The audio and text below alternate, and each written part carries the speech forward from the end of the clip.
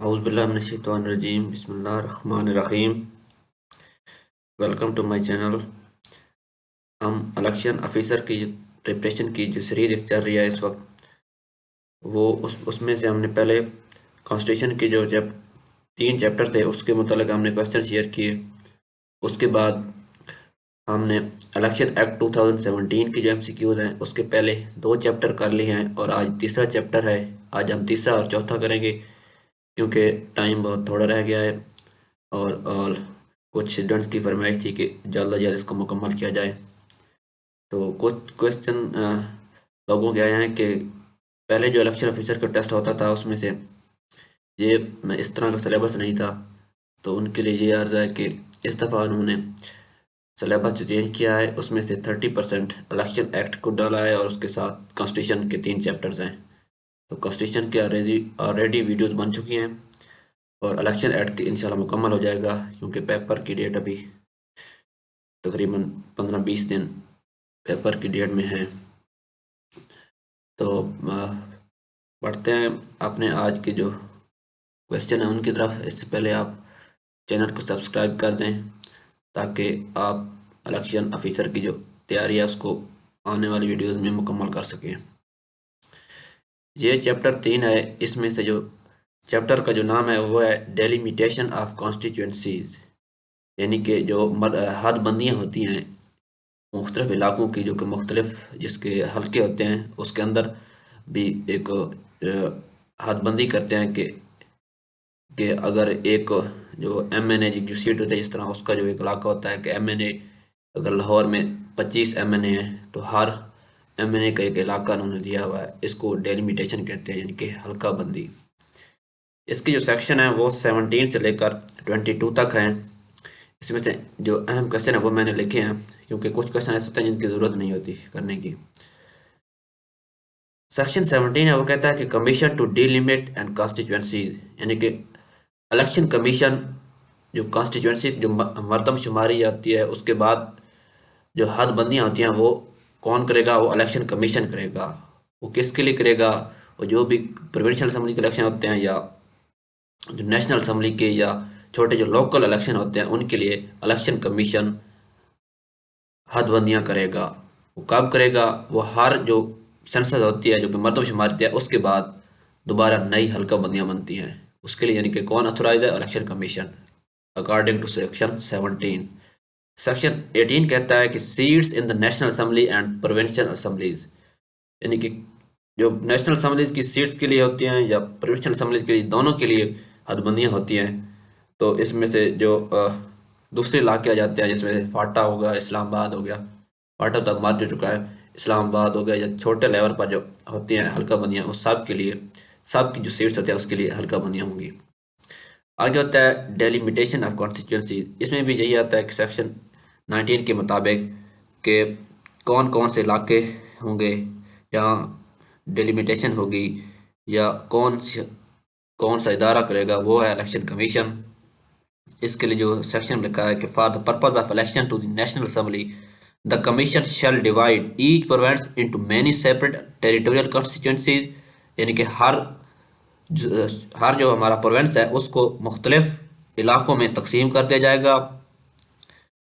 As the number of the general seats allocated to the provinces in article 51, जो कि article 51 जो कि आगे आएगा उसके मुताबिक जनरल सीट्स जो होती हैं उसके लिए होगा, क्योंकि ये सिर्फ जनरल सीट्स के लिए होता है। जो कोटे वाली सीट होती है जिस तरह वोमेन कोटा हो गया या जिस तरह होता है दूसरे जो रिलीजियस जो हमारी मिनॉरिटीज़ के कोटे होते हैं उनके लिए हदबंदियाँ नहीं होती हैं, वो तो प्रोपोर्शनल रिप्रेजेंटेशन की बिना पर आपको दी जाती है।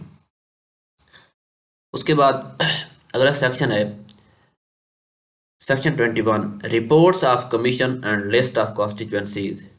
जो रिपोर्ट्स होंगी कमीशन की, यानी कि हल्का बंदियों की जो लिस्ट होगी उसका वो कब बनेगी, कितनी अरसे में बनेगी। ये कहता है कि for the purpose of delimiting constituency the commission may receive and consider representation, hold inquiries, summons witnesses and record evidence, and shall prepare and publish the official gazette preliminary report and list of the constituency specifying areas proposed to be included each constituency, यानी कि अगर किसी किस्म का कोई मसला होगा, किसी कॉन्स्टिट्यूशन की अगर कोई किसी को मसला होगा तो वो अपने रिकॉर्ड के साथ वो कमीशन को देगा, और कमीशन जो ऑफिशियल गज़ट में जो सारी लिस्टें शाया करता है तो वो उसको देखेगा कि क्या किसको मसला है। अगर मसला नहीं है तो वो ऑफिशियल गज़ट में वो सारी लिस्टें उसको पब्लिश कर देंगे। सेक्शन 22 कहता है कि power of commission to make amendment and alternation और मॉडिफिकेशन। सेक्शन 22 के मुताबिक कमीशन की पावर है कि वो लिस्ट में उसको मॉडिफाई कर सके, उसको बदल कर सके, उसके उसमें से कोई अमेंडमेंट कर सके, वो जिस तरह बेहतर समझे। वो इलेक्शन कमीशन की उसकी पावर है सेक्शन 22 के मुताबिक। उसके बाद आगे है, ये चैप्टर 3 था, और चैप्टर 4 जो है उसमें इलेक्टोरल रोल्स के मुताबिक बताया गया है। ये सेक्शन 23 से लेकर 49 तक हैं।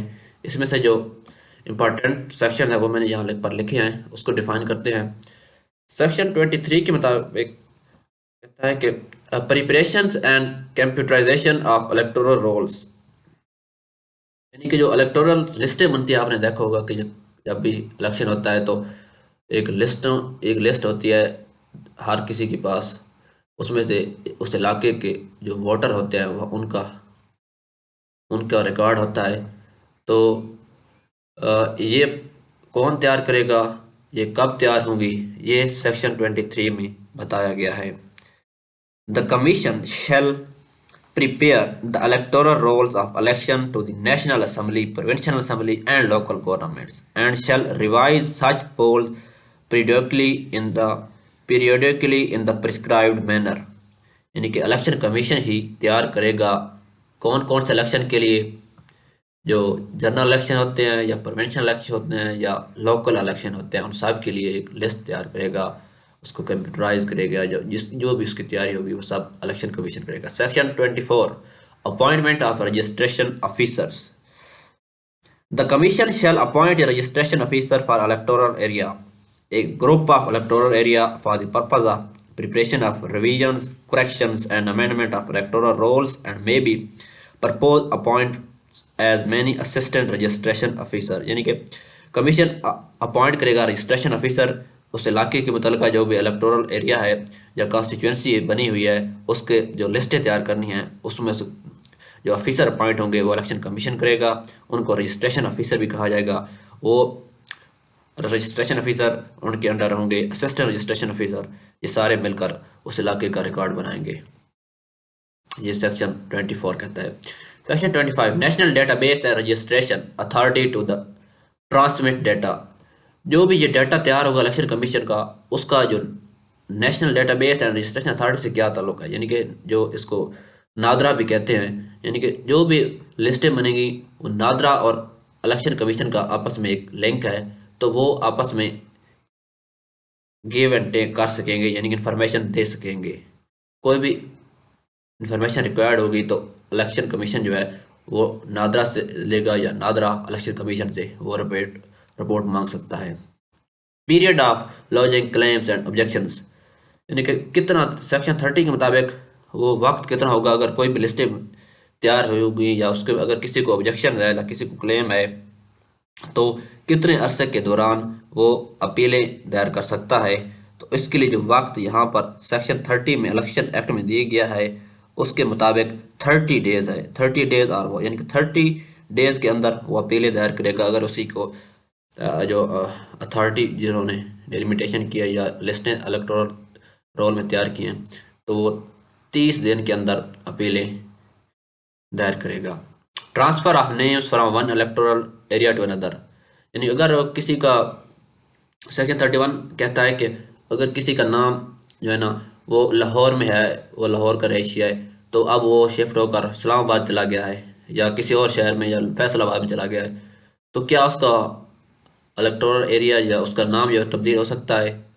तो सेक्शन 31 कहता है कि the person may apply for transfer of his name from the electoral roll for one electoral area to electoral roll from another electoral area within the appropriate revision authority if the preferred before the final publication of electoral rolls।